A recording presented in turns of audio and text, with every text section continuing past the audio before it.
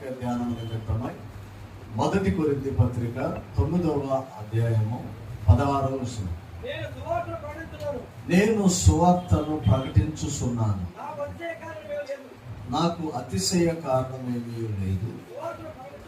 సువార్తను ప్రకటించవలసిన భారము నా మీద ఉన్నది. అయ్యో, నేను సువార్తను ప్రకటింపకపోయిన ఎడల నాకు శ్రమ. ఇది ఇష్టపడి చేసిన ఎడల నాకు జీవితము దొరుకుతుంది. అంటే ఇప్పుడు దేవుని బిడ్డలారా, యేసు ప్రభు ఈ లోకానికి ఎందుకు వచ్చాడో యోహాను చెప్పాడు. ఇదిగో లోక పాపములు మోసుకొని పోవు దేవుని గొర్రెపిల్ల. అంటే ఆయన ఎందుకు వచ్చాడు అంటే మన పాపాలను మోసుకొని వెళ్ళటానికి వచ్చాడు. మన పాపాలు మన మీద వేయటానికి రాలా. అందుకని ఆయన అంటాడు, ప్రయాసపడి భారం మోస్తున్న సమస్తమైన వారి ద్వారా నా యొద్దకి రండి, నా యొద్దకు వచ్చి నా కాడిని ఎత్తుకొని నా దగ్గర నేర్చుకోండి అని మాట్లాడతాడు. మనం గమనించవలసింది, దేవుని హృదయాన్ని తెలుసుకోవాలి, దేవుని చిత్తాన్ని తెలుసుకోవాలి, దేవుడు మన నుంచి ఏం కోరుకుంటున్నాడో తెలుసుకోవాలి, దేవుడు మనల్ని ఎలా ఉంటే ఇష్టపడతాడో తెలుసుకోవాలి. ఇది తెలియకోకుండా మన భక్తి జీవితాన్ని ఎన్నాళ్ళు కొనసాగించిన మనము విశ్వాసులుగా మిగిలిపోతాం, కానీ అనుకున్నంత అభివృద్ధి మనం చూడలేము. అందుకని ఇక్కడ అంటాడు కదా, ఇది నేను ఇష్టపడి చేసిన ఎడల నాకు జీవితం దొరుకుతుంది అంటాడు. ఏది ఇష్టపడి చేస్తే? ఉద్యోగం చేస్తేనా, వ్యాపారం చేస్తేనా, పనులు చేస్తేనా, కష్టపడితేనా? ఇవేవి కాదు. ఆయన ఏమంటాడంటే, సువార్తను ప్రకటించుట నేను ఇష్టపడి చేసిన ఎడల నాకు జీతము దొరికింది అని అంటాడు. మోషే ధర్మశాస్త్రంలో ఆయన ఏం చెప్తాడంటే, కూలివాని జీతము బిగబట్టవద్దు అని మాట్లాడాడు. ఎవరైనా కష్టపడితే వాళ్ళకి ఇవ్వాల్సింది ఇవ్వాలి అని బైబిల్ మాట్లాడు. యేసు ప్రభు అన్నమాట, మీరు సర్వలోకానికి వెళ్ళి సర్వ సృష్టికి సువార్తను ప్రకటన చేయండి. నమ్మిన వారు రక్షింపబడతారు, నమ్మని వారికి శిక్ష విధింపబడుతుంది. అంటే మన పని ఏంటంటే చెప్పటమే. యేసు ప్రభు ఎవరు? చెప్పటమే. సువార్త అనగా సువార్త ప్రకటించవలసిన భారము నా మీద మోపబడి ఉన్నది. ఇది ప్రియ దేవుని బిడ్డ ఒక బాధ్యత, ఒక పని. అలాగే ప్రియ దేవుని బిడ్డలారా, ఇది దేవుని చిత్తం. దాన్ని మనం తెలుసుకోవాలి. యేసు ప్రభు అంటాడు, నా తండ్రి చిత్తాన్ని నేను నెరవేర్చడానికి వచ్చాను. ఏంటంటే ఆయన తండ్రి చిత్తం ఏంటి? సర్వలోక మానవాళిని ఆయన రక్తము చేత కడిగి విమోచించి ఆయన ప్రియ దేవుని బిడ్డలారా పరిశుద్ధపరిచి మనలను పరలోకానికి చేర్చుకోవాలనేది దేవుని యొక్క ఉద్దేశం. అపోస్తలులు మాట్లాడుతున్న మాట ఏంటంటే, మేమేది తిన్నామో, ఏది చూసామో, మా చేతులు దేనిని తాకినేవో దానిని మేము మాట్లాడకుండా ఉండలేము అంటారు. అంటే ఇప్పుడు దేవుని బిడ్డలారా, మరణానికి కూడా భయపడకుండా దేవుని పనిని వారు కొనసాగిస్తూ వచ్చారు. యేసు ప్రభు అదే చేశాడు. నువ్వు రాజుగా అంటే, ఎస్ నేను రాజునే, నా తండ్రి పని కోసం నేను వచ్చాను, నా రాజ్యము ఈ లోక సంబంధమైనది కాదు. అంటే యేసు ప్రభు ఈ లోకానికి వచ్చింది తండ్రి పని మీద వచ్చాడు. యేసు ప్రభు ఈ లోకంలో చేసింది తండ్రి పనిని చేస్తూ వచ్చాడు. ఆ తర్వాత దేవుని బిడ్డారా అదే పనిని తన శిష్యులకి అప్పగించాడు. అదే పనిని దేవుని బిడ్డారా ఆ తర్వాత మిషనరీస్ చేసుకుంటూ వచ్చారు. అదే పనిని దేవుని బిడ్డారా ఈ రోజున మనము చేస్తూ ఉన్నాం. మీకు ఇంకా అర్థం కావాలి అంటే, ఏదైతే యేసు ప్రభు అపోస్తలుకి బోధించారో వారు ఆ తర్వాత పరిచర్యలోకి వచ్చి 12 ప్రాంతాల్లోకి వెడలిపోయి అద్భుతమైన దేవుని సువార్తను ప్రకటన చేస్తూ వచ్చారు. ఆమె నెలలు నడిచారు, సంవత్సరాలు నడిచారు, సముద్రంలో ప్రయాణం చేశారు, చంపబడ్డారు, అవమానపరచబడ్డారు, నిందల పాలయ్యారు. రకరకాలుగా వారు దేవుని బిడ్డారా వేదనకి గురవుతూ వచ్చారు. సుపరిచితమే, మనకు తెలిసిన వ్యక్తే. దేవుని బిడ్డారా తోమా భారతదేశానికి వచ్చాడు. భారతదేశానికి వచ్చి భారతీయుల మధ్యలో దేవుని బిడ్డలారా ఈ యొక్క భారతదేశంలో ఆయన కలిగి తిరుగుతూ సువార్తను ప్రకటన చేస్తూ వచ్చాడు. ప్రకటన చేస్తున్న ఆ కాలంలో దేవుని బిడ్డారా, చెన్నై మహానగరంలో ఆయన హతసాక్షిగా మారాడు. అంటే కొన్ని కిలోమీటర్లు నడిచారు, కొన్ని నెలల పాటు సముద్రంలో వాళ్ళు వాడలో జర్నీలు చేశారు. అలాగే దేవుని బిడ్డారా, చనిపోతామని తెలిసి కూడా వాళ్ళు ఏం చేశారంటే దేవుని పనిని చేస్తూ వచ్చారు. ఒక సువార్థికుడు సువార్తను, దేవుని యొక్క ప్రేమను ప్రకటన చేయాలి అంటే ఆయన నడుచుకుంటానా రావాలి, వాడెక్కన్నా రావాలి. వాడెక్కి రావటం అంటే నెలలు, సంవత్సరాలు జర్నీలు చేయాలి. కనీసం తక్కువ దూరం ఉన్న దేశానికి మనం ప్రయాణం అవ్వాలంటేనే 6 నెలలు జర్నీ చేయాలి. కానీ ఆదివారం ఆరాధనకి మనకు లేటుగా రావటం అలవాటు. మిషనరీస్ అలా ఉంటే ఈ రోజున ప్రపంచంలో దేవుని యొక్క సువార్త ప్రచురమయ్యేది కాదు. అలాంటి ఇప్పుడు దేవుని బిడ్డారా, భారతదేశానికి మన భారతదేశాన్ని కనుక చూసుకుంటే కాలేజీలు కట్టారు, హాస్టల్ కట్టారు, హాస్పిటల్ కట్టారు, విద్యా సంస్థలు కట్టారు. దేవుని బిడ్డారా, సొసైటీలో ఎలా బ్రతకాలో అవేర్నెస్ తీసుకొచ్చారు. బాల్య వివాహాలు తీసివేశారు. సతీ సహగమన విషయంలో వాళ్ళ నిర్ణయాన్ని ప్రకటన చేశారు. అలాగే దేవుని బిడ్డారా, అప్పటికే అనేక సాంఘిక దురాచారాలతో నిండి ఉన్న ఈ ప్రాంతాలలో వారు దేవుని ప్రేమను ప్రకటన చేసి దేవుని బిడ్డారా, సొసైటీలో ఒక మనిషి గౌరవంగా ఎలా బ్రతకాలో అది నేర్పించారు. ఒక మనిషికి అవసరం వచ్చినప్పుడు విద్యనిచ్చారు. ఒక మనిషికి దేవుని బిడ్డారా వైద్యం అవసరం వచ్చినప్పుడు వాళ్ళు డాక్టర్ అయ్యారు. మిషనరీస్ అంతా డాక్టర్లే. వారు ఎంబీబీఎస్ చదవటం, వాళ్ళు డబ్బు తీసుకోవటం, ఈ ప్రాంతానికి రావటం, వాళ్ళు వైద్యం చేస్తూ దేవుని ప్రేమను వెల్లడిపరుస్తూ వచ్చారు. దేవుని బిడ్డారా, సాల్వేషన్ ఆర్మీ ఆ యొక్క వ్యవస్థాపకుడు విలియం బూత్ ఆయన 3 కాన్సెప్ట్లతో పరిచయం చేస్తూ వచ్చాడు. ఆయన గొప్ప దేవుని బిడ్డ సేవకుడు, ఉన్నతమైన వ్యక్తి, అద్భుతమైన పరిచర్యను ఆయన చేస్తూ వచ్చాడు. విలియం బూత్ ఆయన పరిచర్యలో దేవుని బిడ్డలారా ఆయన ఈ భారతదేశంలోకి వచ్చి ఇక్కడ ప్రజలను, ఇక్కడ యొక్క పరిస్థితులను గమనించినప్పుడు ఇక్కడ మనుషులకు ఏమేమి తక్కువైనో ఆయన చూసి ఆయన ఏం చేశాడంటే 3 పద్ధతులు పెట్టాడు. ఒకటి సూపు, సాల్వేషన్. సమ్మేరియస్ కి వెళ్ళిపోయినప్పుడు పిల్లల మురికితో స్నానం చేయకుండా, సరైన బట్టలు లేకుండా అశుభ్రంగా ఉన్న పిల్లలకు మొట్టమొదటి ఆయన ఏం చేసేవాడు అంటే సోప్ ఇచ్చి వాళ్ళని స్నానం చేసి రమ్మని అనేవాడు. ఆ తర్వాత దేవుని బిడ్డారా వాళ్ళకి ఏం చేసేవాడు అంటే సూప్ పోసేవాడు, అంటే గంజి పోసేవాడు, సబ్బిచ్చేవాడు శుభ్రం చేసుకోవడానికి, సూప్ ఇచ్చేవాడు కడుపు నిండటానికి. ఆ తర్వాత కూర్చోబెట్టి సాల్వేషన్ సువార్తను చెప్పేవాడు. సూపు సాల్వేషన్. బిడ్డారా, ఆకలిగా ఉన్నవారు, అవసరతలో ఉన్నవారు, లేమిలో ఉన్నవారు, దేవుని బిడ్డారా ఎవరికి ఏ నీడు ఉందో వాళ్ళందరూ వచ్చి లైన్లో నిలబడతారు. వచ్చిన ప్రతి ఒక్కరికి సోపిస్తారు, చూపిస్తారు, సువార్తను చెప్పి వాళ్ళకి పంపిస్తారు. ఇది దేవుని చిత్తం, ఇది దేవుని ఏర్పాటు. దేవుడు ఇది ఇష్టపడేది, ఇది దేవుని పనే. అసలు దేవుడు కోరుకున్న పనే ఈ పని. మీరు సర్వలోకమునకు వెళ్ళి సర్వ సృష్టికి సువార్తను ప్రకటన చేయండి. అది ప్రభువు ఇష్టపడిన పని, అది ప్రభువు ఎన్నుకున్న పని, అది ప్రభువు ఆశీర్వాదకరంగా మార్చే పని. దేవుని బిడ్డలారా, ఆయన పరిచర్యలో అదే చేస్తూ వచ్చాడు. సాల్వేషన్ ఆర్మీ పరిచర్యను చూస్తే అద్భుతంగా ఉంటుంది. వాళ్ళు రాబడిలో కొంత తీశారు. సువార్త పరిచర్య కోసం ఆస్తులు అమ్ముకొని వారు సువార్త పరిచర్య కోసం ఈ యొక్క దేవుని బిడ్డలారా ఎక్కడైతే నీడుందో, ఎక్కడైతే దేవుని యొక్క సువార్త కావాలో, ఎక్కడైతే దేవుని సువార్తను ప్రకటన చేయాలో, ఎక్కడైతే యేసయ్య అవసరం ఉందో ఆ ప్రాంతాలకు వాళ్ళు వెళ్ళిపోయారు.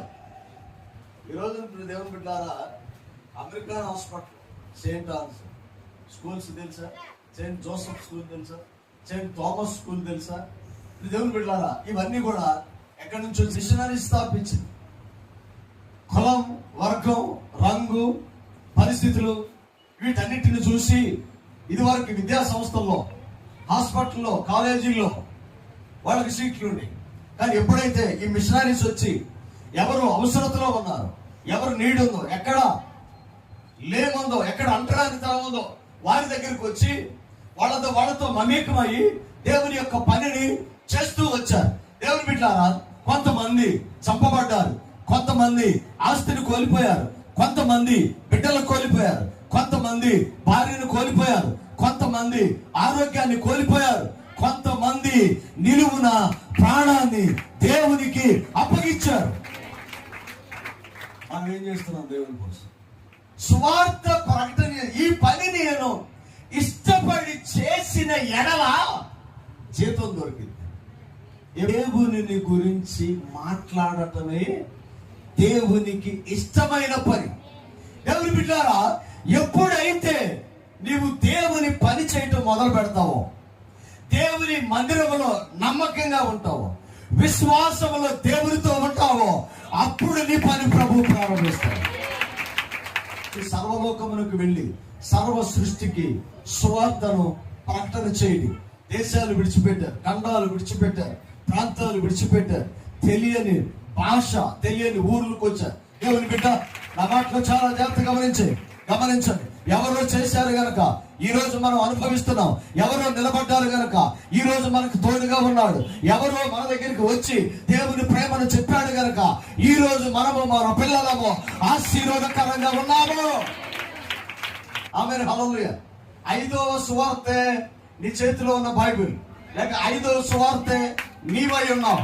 కూరగాయలకు వెళ్తాడు, బెండకాయలు ఉన్నాయి, దొండకాయలు ఉన్నాయి, గోంగూర ఉంది అని ఏమేమి ఉన్నాయో అవన్నీ ఏం చేస్తాడు? అరుచుకుంటూ కేకలు పెడుతూ వెళ్తాడు.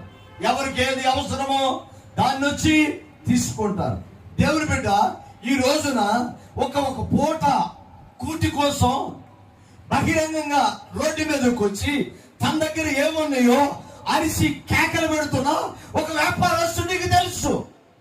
జీవితాలు బాగు చేసి, బిడ్డలు బాగు చేసి, వ్యాపారాలు బాగు చేసి, వ్యవస్థను బాగు చేసి, ప్రేమను పంచగలిగిన యేసయ్య నీ దగ్గర ఉంటే నువ్వెందుకు వ్యక్తపరచలేదు?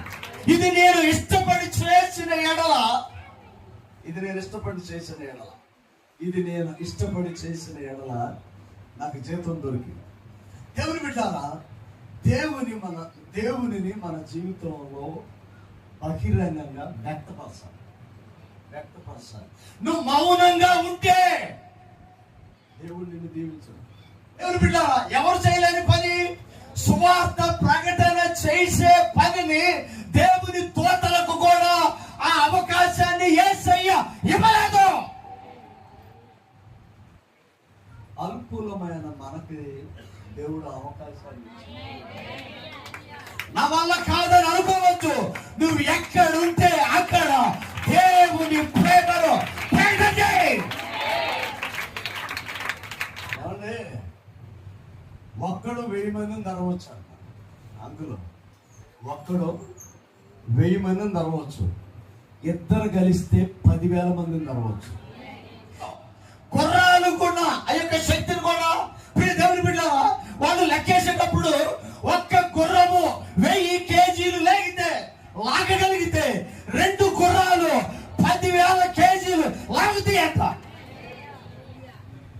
ఇద్దరం పనిచేసాం, అమ్మగారు నేను, ఇద్దరం కలిసి చేసిన ఈ పని దేవుడు ఇక్కడికి తీసుకొని వస్తే ఇందులో నీ చెయ్యి కలిస్తే, ఆమేన్. ఒక్కడు 1000 మందిని తరిమితే, ఇద్దరు 10,000 మందిని తరిమితే, మరి ఎంత మందిని కలిసినప్పుడు దేవుని పని అద్భుతంగా జరగదా? పుట్టినరోజు చేస్తే దేవుని ఎరగని ప్రజలన్నీ ఇంటికి పిలిపించి వాళ్ళ భోజనం పెట్టి పంపించొద్దు. ముందు సువార్తను పెట్టాలి. వాళ్ళు వచ్చేది భోజనం కోసం, మనం ఇచ్చేది జీవాహారం. దేవుని బిడ్డలు, నువ్వు బహిరంగంగా దేవుని యొక్క సన్నిధిలో సువార్తను ప్రకటన చేయలేకపోతే 10 మార్గాలు ఎన్నుకోవాలి. కల్పించుకొని ఫంక్షన్ చేయండి. మీ ఆవిడ పుట్టినరోజు చేయొచ్చు, 10 మందిని పిలవచ్చు. నీ కూతురు పుట్టినరోజు చేయొచ్చు, 100 మందిని పిలవచ్చు. నీ ఇంటికి పెయింట్ వేసుకొని కృతజ్ఞత ఆరాధన పెట్టచ్చు. దేవుని ఎరగని వారిని పిలిచి వాళ్ళు ఎప్పుడైతే వస్తారో వాక్యాన్ని పెట్టాలి. మీరు పిలవండి, నేను పెడతాను వాక్యం. ఎవరికో భోజనం పెట్టి పంపించడం కోసమా ఈ ఫంక్షన్? అలాగైతే మీరు ఎవరు ఫంక్షన్ చేయవద్దు. అది దేవునికి మహిమ కాదు. పైగా ఇంటికి వెళ్ళాలి ఏమంటారో తెలుసా? నాకు ఒక ముక్కే వచ్చింది, కారం ఎక్కువైంది. ఏం దోసం గారు, ఏ ఫంక్షన్ అయినా కానీ మీరు ముందు ముందు ఫంక్షన్లు చేయబోతున్నారు, మీ శివులు పడితే చూడండి. ఏ ఫంక్షన్ అన్నా చేయని అవమానాలా నిందలా? అది యేసయ్య ఉన్న కానా వివాహంలో ఆయన లేకపోతే ఆ కుటుంబ పరిస్థితి ఏంటండి? ఏమయ్యేది ఆ కుటుంబం? యేసయ్య కానా వివాహంలో లేకపోతే ఏమయ్యేది? అందుకని ముందు ఎవరిని పిలవాలి? యేసును ఆయన శిష్యులు ఆ వివాహానికి పిలవబడ్డారు. వాళ్ళు వచ్చేది భోజనానికి, నేను పెట్టేది వాక్యం. మనుషుడు రొట్టె వలన కాదు కానీ దేవుని నోట నుంచి వచ్చి ప్రతి మాట వలన. రొట్టె కాదు, ఆఖరికి ఇచ్చిన నీళ్ళు అయిపోయినాయి, ఆఖరికి ఇచ్చిన ఆహారం అయిపోయింది, కానీ యేసయ్య ఇచ్చినది తరతరాలకి ఉంది. పేతురు వ్యవహారం దేవాలయంలోకి వెళుతుంటే తెల్లబట్టలు వేసుకుని ఉంటారు కదా, పాస్టర్ గారు ఎలా ఉంటారు అయ్యా అని అడిగారన్న. కేకలు పెడతా ఉన్నారు, ఇద్దరు ఆగి వాళ్ళు ఆగినప్పుడు వీళ్ళిద్దరు అనుకుంటున్నారు, ఈయన అనుకుంటున్నాడు తెల్లబట్టలు వేసుకున్న పాస్టర్ గారు ఇద్దరు ఆగారు, ఈరోజు మా పండగే అనుకుంటున్నారు. వీళ్ళు అంటున్నారు వెండి బంగారాలు మా దగ్గర లేవు అంటున్నారు. మీరు అనుకున్నది ఎండి బంగారాలు మా దగ్గర లేవు. లేకమన్నా ఏంటి లేచేదే? లేచి నడవండి. ఏంటి లేచేదే? పుట్టినప్పటి నుంచి ఎప్పుడు నడవాలా? అసలు నడవటమే తెలీదు. ఏమన్నా గుడ్డోడు ఉన్నారు, అందరూ ఉన్నారు, సూర్యుడు ఎర్రగా ఉంటాడని చెప్తారు. అసలు ఎర్రగా అంటే ఏంటి తెలియదు, మబ్బులు తెల్లగా ఉండేది తెలియదు, ప్రకృతి తెలియదు, ఊహ ఇమాజినేషన్ చేసుకుంటాడు. కానీ ఇక్కడ ఇంకేం తెలియదు. లేచి నడవ, అసలు ఎప్పుడూ నడవాలా, కానీ ఎందుకో నమ్మాడు. ఇక్కడ నమ్మటమే కీటురాయి, నమ్మటమే ప్రమాణకం. యేసయ్య ఇస్తాడంతే, యేసయ్య ఇస్తాడు. ఆమేన్. లేచి నిలబడినాడు. ట్రై చేయటం కూడా ముఖ్యమే. ట్రై చేశాడు. దేవుని బిడ్డలారా, ట్రై చేయాలి అంటే నమ్మాలి. నువ్వు నమ్మితే నీ నమ్మిక చొప్పున నీకు జరిగింది. లేచాడు, నిలబడి కొంచెం అడుగులేచాడు. బాగానే ఉన్నాయి. చిన్నప్పటి నుంచి ఊహించుకున్నాడేమో, అతనితో ఆడుకునే పిల్లలు గంతులేసేయి, గోళీలు ఆడుకుని, సైకిల్ దొక్కేవి, ఎగిరెగిరి తన్నేవి, దూకేవి. మంచం మీద ఉన్నవాడికి ఇవన్నీ గుర్తొస్తాయి. పాలయాంశు గారు పేషెంట్ దగ్గరికి వెళ్ళాడంట, పెరాలసిస్ పేషెంట్ దగ్గరికి వెళ్తే డాక్టర్లు చెప్పారంట, నీ కాలు చేయబడిపోయింది, నువ్వు అంతే అన్నాడు, నువ్వు లెగలేవు అన్నాడంట. కానీ ఈయన వెళ్ళి యేసయ్య గొప్పవాడు, నీకు శక్తిని ఇస్తాడు. పాలయాంశు గారు ఆయన అన్న మాట ఏంటంటే, నువ్వు ఆరోగ్యంగా ఉన్నప్పుడు ఫుట్బాల్ గ్రౌండ్లోకి వెళ్ళినట్టుగా, నువ్వు ఆరోగ్యంగా ఉన్నప్పుడు గట్టిగా బాల్ తన్నినట్టుగా, నువ్వు ఆరోగ్యంగా ఉన్నప్పుడు ఎలా పరిగెత్తేవాళ్ళో పరిగెత్తినట్టుగా మరలా దేవుడు నాకు ఆ శక్తి ఇస్తాడని ఊహించుకొని ప్రార్థన చేసుకో. దేవుడు ఆ స్థితిని నీకు ఇస్తాడు. మరలా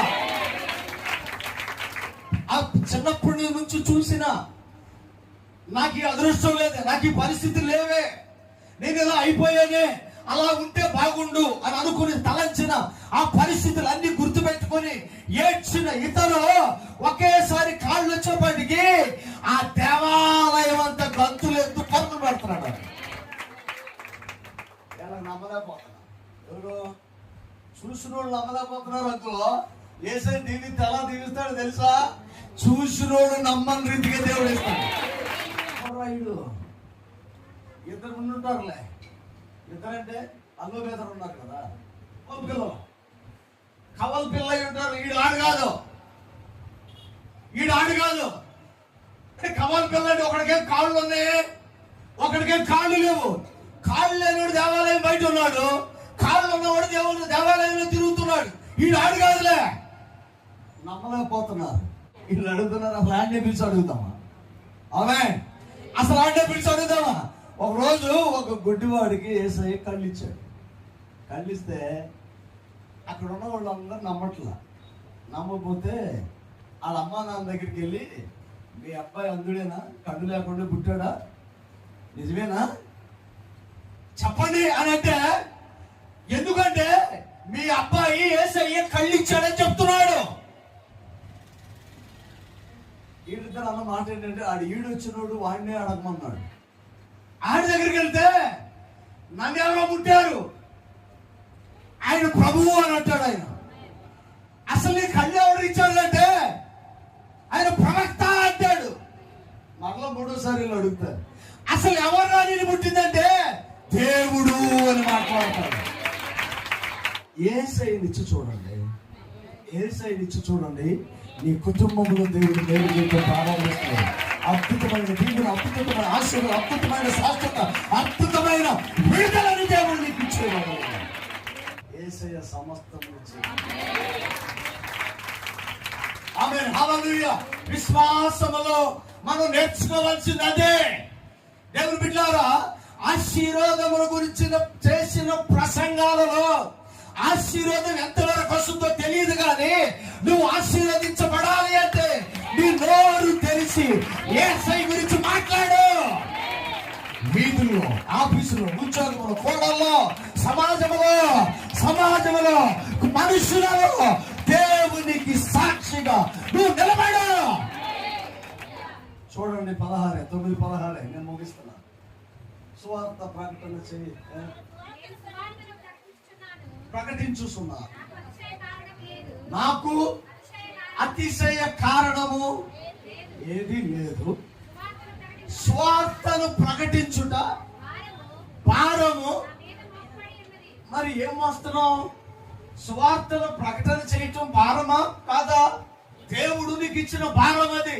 ఆ పని దేవుడు నీకు అప్పగించాడు. పాటలు పాడే పని ఎవరికి అప్పచెప్పలా యేసయ్య, ప్రార్థన చేసే పని అప్పచెప్పలా యేసయ్య. దేవుని బిడ్డలారా, ఇప్పుడు నీవు చేస్తున్న పనిని యేసయ్య నీకు అప్పచెప్పలా. ఆయన అప్పచెప్పిన పని ఏంటంటే సువార్తను ప్రకటన చేసే భారము యేసయ్య నా మీద మోపాడు. సువార్త ప్రకటించే భారాన్ని యేసయ్య నీ మీద మోపాడు. భారం ఉందా లేదా? అసలు తెలుసా ఈ విషయం? నీ భారం ఏమై ఉండాలి అంటే, నీ బిడ్డ దీవించబడాలి అన్న, నీ కుటుంబం. అక్కడ అదే అంటాడు, ఇది నేను చెయ్యకపోయిన ఎడల నాకు శ్రమ, ఇది ఇష్టపడి చేసిన ఎడల ఆశీర్వాదాలు దేవుడు అనుకుంటాడు.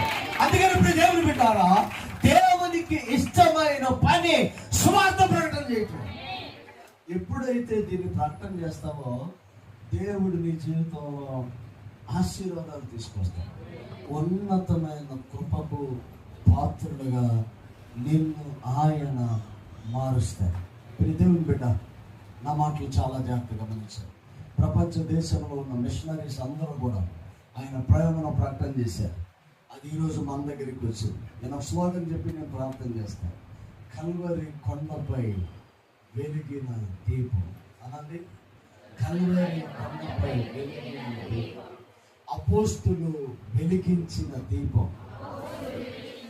కల్వరి కొండపై వెలిగిన దీపం, అపోస్తులు వెలిగించిన దీపం, సువార్త అనే దీపమును నేను కూడా వెలిగిస్తాను, భావితరాలకు అందిస్తాను. ఆమేన్, హల్లెలూయా. యేసయ్య లేకపోతే సువార్త లేదు, అపోస్తులు లేకపోతే సువార్త లేదు, దేవుని మిషనరీస్ లేకపోతే సువార్త లేదు. ఈ రోజున దాన్ని మోసి ఇతరులకు పంచిపెట్టేవాళ్ళు లేరు. యేసయ్య కల్వరిలో వెలిగించిన ఆ సువార్త అనే దీపాన్ని అపోస్తులు వెలిగించారు, సువార్తకులు వెలిగించారు. అది ఈ రోజున మనం అడుగుతున్న మాట ఏంటంటే, మేము దాన్ని పట్టుకుంటాము, భావితరాలకు. ఆమేన్. నీవు ఎన్న సువార్త నీతో ఆగిపోతే నీ ముందు తరాలకి తెలియదు. నీవు పొందుకున్న మేలులు నీతో ఆగిపోతే నీ ముందు తరాలు దీవించబడు. నీవు విన్న దేవుని యొక్క కృప నీతో ఆగిపోతే ముందు తరాలకి దర్శనము ఉండదు. అందుకని ఆ సువార్త అనే భారాన్ని నేను మోస్తాను. ఒకసారి మాట చెప్తామా? ఆ సువార్త అనే భారాన్ని నేను మోస్తాను. హృదయపూర్వకంగా చెప్పగలరా? అస్వార్థనే భారాన్ని నేను మోస్తాను, అస్వార్థనే భారాన్ని నేను మోస్తాను. దేవదూతలు అడిగినాయంట, అయ్యా ఆ గొప్ప పరిచర్య నేను చేస్తాను. ఇవ్వలేదు. 24 పెద్దలు అడిగారంట, ఆ పరిచర్య మేము చేస్తాము. యేసయ్య ఇవ్వలేదు. శరూపులు అడిగారు, ఆ పరిచర్య మేము చేస్తాం. ఇవ్వలేదు. ఏ అనంటే నా బిడ్డలు నా రక్తముతో కొనబడిన వారు ఈ భూలోకంలో ఉన్నారు, వాళ్ళు ఆ పని చేస్తారు. దేవుని బిడ్డారా, దేవదూతలకు అప్పగించని పరిచర్యను దేవుడు నీకు అప్పగించాడు. ఎందుకో తెలుసా? ఆయన బిడ్డవు నువ్వు కనుక ఆయనను వెంబడించి ఆయన పని చేయి నువ్వు చేస్తావని నమ్మకంతో నీకు అప్పగించాడు.